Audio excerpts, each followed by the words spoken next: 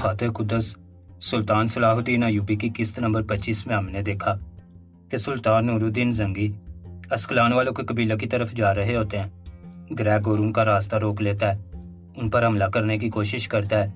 Gregor कहता है कि मैं तुमसे अपने वालिद का बदला लूंगा, जिस तरह तुमने मेरे वालिद को कत्ल किया था उसी तरह मैं तुम्हें भी कत्ल कर दूंगा और तुम्हारे बेटे को भी कत्ल कर दूंगा। तुम्हारे बेटे को तो फिलहाल मैंने सबक सिखा दिया है, क्योंकि उसने अस्कलान पर हमला करके कैदियों को रहा करवाया था, इसलिए उसने उसकी सजा पा ली है। अब तुम्हारी बारी है। इतने में अमीर मंसूर वहां आ जाता है और ग्रेगोर को कहता है कि तुमने मेरे बेटे को कत्ल किया है, लिहाजा मैं तुम्हें भी कत्ल कर दूंगा और तुमसे अपने बेटे का इंतकाम लूंगा। लेकिन सुल्तान नूरुद्दीन जंगी उसे रोक लेते हैं, जिस पर वो सुल्तान नूरुद्दीन जंगी पर भरम होता है और कहता है कि आप लोगों ने मुझसे वादा किया था, लेकिन आप लोग मेरे बेटे की हिफाजत ना कर सके। अमीर मंसूर अपने बेटे की मौत का जिम्मेदार सुल्तान नूरुद्दीन जंगी और अमीर सलाहुद्दीन अय्यूबी को ठहराता है। ग्रेगोर सुल्तान नूरुद्दीन जंगी से कहता है कि अगर आप लोगों ने उस्ताद आजम ब्लैक फोर्ट को मेरे हवाले ना किया तो मैं इसी तरह खून बहाता रहूंगा।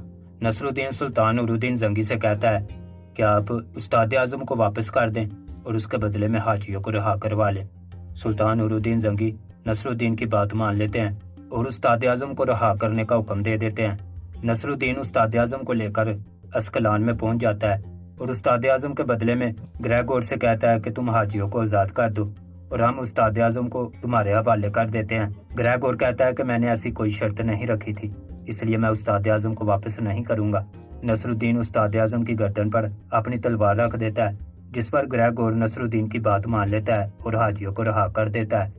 दूसरी तरफ जब अमीर सलाहुद्दीन अय्यूबी के पास ये खबर पहुंचती है कि सुल्तान नूरुद्दीन जंगी ने उस्ताद आजम को रिहा कर दिया है, तो वो फौरन महल में चले जाते हैं और सुल्तान नूरुद्दीन जंगी से पूछते हैं कि आपने ब्लैक फोर्ट को क्यों आज़ाद किया। सुल्तान नूरुद्दीन जंगी कहते हैं कि तुम अभी इन मामलात को नहीं समझते, मैंने सल्तनत के लिए ऐसा सब कुछ किया है, हमारा इत्तेहाद भी मजबूत नहीं है। अमीर मंसूर भी हमें अपने बेटे की मौत का जिम्मेदार ठहरा रहा है, इस तरह हमारा इत्तेहाद मजबूत नहीं होगा। अमीर सलाहुद्दीन अय्यूबी सुल्तान नूरुद्दीन जंगी से कहते हैं कि अगर आपने मेरी बात मानी होती और उसी वक्त अस्कलान पर हमला किया होता तो हम ग्रेगोर को ख़त्म कर देते। अमीर सलाहुद्दीन सुल्तान नूरुद्दीन जंगी से कहते हैं कि अब मैं आप में कमज़ोरी महसूस कर रहा हूँ, अब आप वो पहले जैसे सुल्तान नूरुद्दीन जंगी नहीं रहे। अमीर सलाहुद्दीन कहते हैं कि मैं अस्कलान पर हमला करूँगा। सुल्तान नूरुद्दीन जंगी कहते हैं तुम अस्कलान पर हमला नहीं करोगे। अमीर सलाहुद्दीन कहते हैं कि मैं सरहदी गाजियों के साथ मिलकर अस्कलान पर हमला कर दूंगा। सुल्तान नूरुद्दीन जंगी अमीर सलाहुद्दीन से कहते हैं कि अगर तुमने ऐसा किया तो तुम अपना मुकाम तो खो दोगे और साथ साथ एक बाप की शफकत भी खो दोगे। सुल्तान नूरुद्दीन जंगी कहते हैं कि अगर तुम अस्कलान के लिए गए तो फिर वापस नहीं आ पाओगे, यानी फिर इस महल में तुम्हारे लिए कोई जगह नहीं होगी। जिस पर अमीर सलाहुद्दीन अय्यूबी कहते हैं कि जो होगा मैं देख लूँगा, मैं अस्कलान पर हमला करके ही रहूँगा। फातह कुद्दस सुल्तान सलाहुद्दीन अय्यूबी की किस्त नंबर 26 में हम देखेंगे कि सरैया खातून अमीर सलाहुद्दीन से कहती है कि मेरे हाथ में मेरे भाई की तलवार थमा दी गई है। ये कहते हुए वो अपनी तलवार निकाल लेती हैं। सरैया खातून अमीर सलाहुद्दीन से कहती हैं कि मुझे हुक्म दिया गया है कि मैं तुम्हारा खून बहाऊं, इसलिए मैं शाम से तुम्हारा ताक़ब कर रही हूँ। जिस पर अमीर सलाहुद्दीन अय्यूबी सरैया खातून से कहते हैं मैं ये सब कुछ तुम लोगों के लिए कर रहा हूँ, मैं खलील के इंतकाम के लिए ही ये सब कुछ कर रहा हूँ, मैं अपने बाप को ठुकरा कर यहाँ आया हूँ। अब अगर तुम मेरे दिल पर हाथ रखोगी तो सब समझ जाओगी। अगर मेरा दिल तुम्हें मुतमिन ना कर पाया तो लफ्ज़ बेफ़ायदा हैं। अगर फिर भी तुम मुझे मारना चाहती हो तो मुझे मार दो, मैं तुम्हारे खिलाफ तलवार नहीं उठाऊंगा। जिस पर सरैया खातून खामोश हो जाती हैं और अपने भाई की तलवार दरिया में फेंक देती हैं। वो कहती हैं कि मैं तुम्हारे साथ साथ चलने के लिए आई हूँ। सरैया खातून कहती हैं कि आज तक मैं अपने घर वालों और अपने ज़मीर के दरमियान झूलती रही हूँ। मैं अपने घर वालों का साथ देती रही, इस वजह से मैं खुद को, अपने ज़मीर को और अपने दिल को फरामोश कर बैठी। आज मैं सिर्फ तुम्हारा साथ देने के लिए आई हूँ, यहाँ तक कि अनजाने में एक बहुत बड़ी गलती भी कर बैठी। लेकिन अब मुझे याद आ गया है कि मेरे पास भी एक दिल है और ज़मीर मेरा रहनुमा बन गया है। अमीर सलाहुद्दीन सरैया खातून से कहते हैं कि जब भी मैं तन्हा आता हूँ तो तुम मेरा साथ देने के लिए चली जाती हो। सरैया खातून कहती है कि मेरे वाले तुमसे दुश्मनी करना चाहते हैं और अब हालात बहुत ख़राब होने वाले हैं, लेकिन इन हालात में मैं सिर्फ उसका साथ दूंगी जो हक पर होगा। امیر صلاح الدین ثریا خاتون سے کہتے ہیں کہ میں سب کچھ برداشت کر سکتا ہوں، مگر اپنی وجہ سے تمہارا مشکل میں پڑنا برداشت نہیں کر پاؤں گا۔ ثریا خاتون امیر صلاح الدین ایوبی کے سینے پر ہاتھ رکھتی ہیں اور کہتی ہیں کہ میں نے تمہارے دل پر اپنا ہاتھ رکھا ہے تاکہ تم میرا درد محسوس کر سکو۔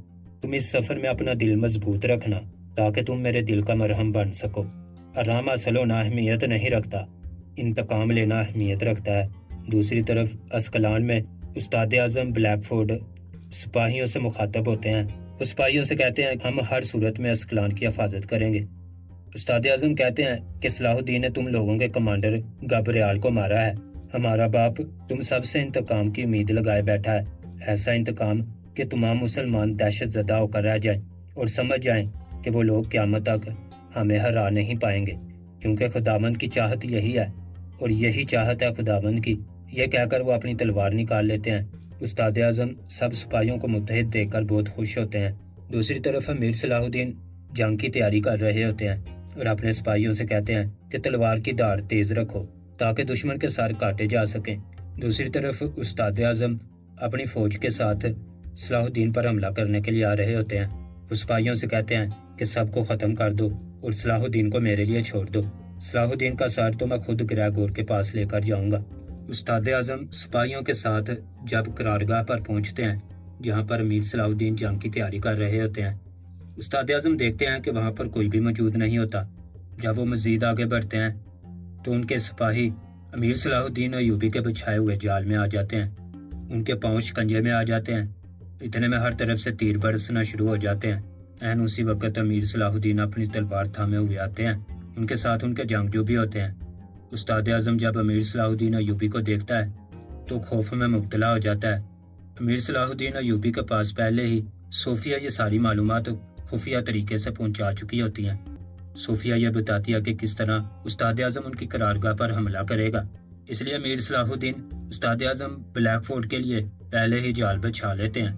امیر صلاح الدین ایوبی استاد اعظم سے کہتے ہیں کہ یہ قرارگاہ نہیں ہے، یہ تمہارا سر اتارنے کے لیے، تمہارا شکار کرنے کے لیے بنایا گیا ہے۔ استاد اعظم اپنے سپاہیوں کو حکم دیتا ہے کہ ان پر حملہ کرو، انہیں ختم کر دو۔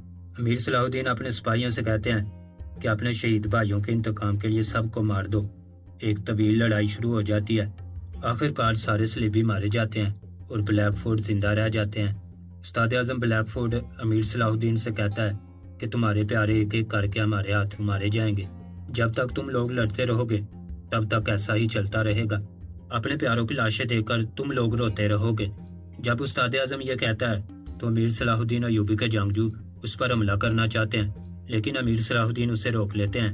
استاد اعظم امیر صلاح الدین ایوبی پر اپنی تلوار سے حملہ کر دیتا ہے۔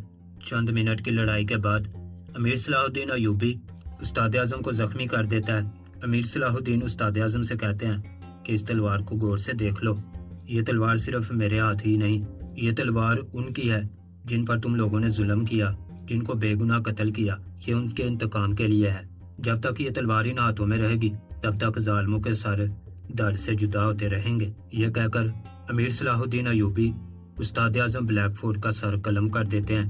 اس کے بعد امیر صلاح الدین اپنے جنگجوؤں سے کہتے ہیں کہ تم لوگ اصل قرارگاہ میں جاؤ اور جنگ کی تیاری کرو، مجھے ابھی ایک کام نمٹانا ہے، میں بھی اپنا کام ختم کر کے وہاں پر پہنچ جاؤں گا۔ دوسری طرف قدس میں ملکہ وکٹوریہ اور شہنشاہ آپس میں گفتگو کر رہے ہوتے ہیں۔ شہنشاہ وکٹوریہ کو سمجھانا چاہتا ہے کہ تم لوگ یہ جنگ روک دو، تم یہ سب کچھ ٹھیک نہیں کر رہی، میں یہاں کا بادشاہ ہوں، دوبارہ میرے کاموں میں مداخلت کی کوشش مت کرنا ورنہ میں تمہاری جان اپنے ہاتھوں سے لوں گا۔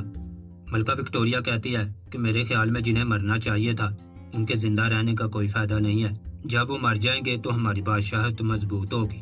اتنے میں شہنشاہ کے پاس یہ خبر پہنچ جاتی ہے کہ امیر صلاح الدین نے استاد اعظم بلیک فورٹ کو قتل کر دیا ہے۔ دوسری طرف اسکلان میں گریگور استاد اعظم کا انتظار کر رہا ہوتا ہے۔ عین اسی وقت ایک سپاہی گریگور کے پاس آتا ہے اور کہتا ہے کہ صلاح الدین آیا ہے، جس پر گریگور پریشان ہو جاتا ہے اور امیر صلاح الدین کو اندر بلانے کا حکم دیتا ہے۔ امیر صلاح الدین ایوبی استاد اعظم کا کٹا ہوا سر لے کر گریگور کے پاس آتے ہیں۔ امیر صلاح الدین وہ تھیلا جس میں استاد اعظم کا سر ہوتا ہے وہ گریگور کے آگے پھینک دیتے ہیں۔ گریگور جب استاد اعظم کا کٹا ہوا سر دیکھتا ہے تو غصے میں آ جاتا ہے اور امیر صلاح الدین ایوبی پر چلاتا ہے کہ تم نے پہلے میرا بھائی مجھ سے چھین لیا اور اب میرا باپ جیسا استاد مجھ سے چھین لیا ہے۔ میں اپنی تکلیف کو تمہارے خون سے کم کروں گا۔ امیر صلاح الدین گریگور سے کہتے ہیں کہ اب تمہیں بخوبی اندازہ ہو گیا ہوگا کہ میں کیا کچھ کر سکتا ہوں۔ گریگور کہتا ہے کہ اب تم کچھ نہیں کر پاؤ گے، تم اپنی جان خود میرے پاس لائے ہو اور میں اسے کھینچ کر نکال لوں گا۔ امیر صلاح الدین گریگور سے کہتے ہیں کہ میں موت سے نہیں ڈرتا اور یہی بات میں بتانے کے لیے تمہارے پاس آیا ہوں۔ گریگور امیر صلاح الدین ایوبی سے کہتا ہے کہ جب میں تمہارے دل کے ٹکڑے کروں گا تو تب تم اتنی گرمی دکھا پاؤ گے۔ امیر صلاح الدین ایوبی گریگور سے کہتے ہیں کہ میری آنکھوں میں آنکھیں ڈال کر دیکھو، کیا تمہیں میری آنکھوں میں موت کا خوف نظر آ رہا ہے؟ ہرگز نہیں، اور میرے کسی دشمن کو نظر نہیں آئے گا۔ گریگور کہتا ہے کہ تمہاری موت کے ساتھ ہی میرا انتقام کا چکر پورا ہوگا۔ امیر صلاح الدین ایوبی گریگور سے کہتے ہیں کہ تم نے ہمارے بہت سے پیاروں کی جانیں لی ہیں اور میں ان سب جانوں کا انتقام لوں گا۔ اگر تم مجھے یہاں مار بھی دو گے تو میرے بعد ہزاروں صلاح الدین پیدا ہوں گے اور بعد میں آنے والا ہر کوئی پہلے سے بڑھ کر ہوگا۔ تم لوگ مسلمانوں کو کبھی بھی ختم نہیں کر سکتے۔ یہ کہہ کر امیر صلاح الدین گریگور سے کہتے ہیں کہ مارو مجھے۔ گریگور امیر صلاح الدین سے کہتا ہے کہ میں تمہیں یہاں مار کر ہیرو نہیں بننے دوں گا۔ میں لوگوں کو یہ موقع نہیں دوں گا کہ لوگ یہ کہیں کہ گریگور صلاح الدین سے ڈر گیا۔ اب اگر تمہارے پیچھے ہزاروں صلاح الدین بھی موجود ہیں تو میں تمہارے ساتھ ساتھ ان سب کو بھی مار دوں گا۔ اب اعلان جنگ ہے، تلواروں کی دھار تیز کر لو۔ امیر صلاح الدین کہتے ہیں کہ اپنے غصے کی دھار کو تیز کر لو، پھر نہ کہنا کہ صلاح الدین نے غفلت کی حالت میں ہم پر حملہ کیا ہے۔ یہ کہہ کر امیر صلاح الدین اسکلان سے واپس نکل پڑتے ہیں۔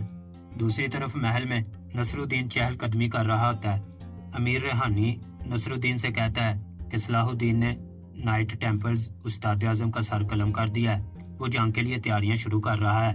جس پر نصر الدین کہتا ہے تو اس کا مطلب ہے کہ اس نے کسی اور جگہ پر اپنی قرارگاہ بنائی ہوئی ہے۔ صلاح الدین ایک عقل مند آدمی ہے، اس نے استاد اعظم کو کیسے اپنے جال میں پھنسایا ہے؟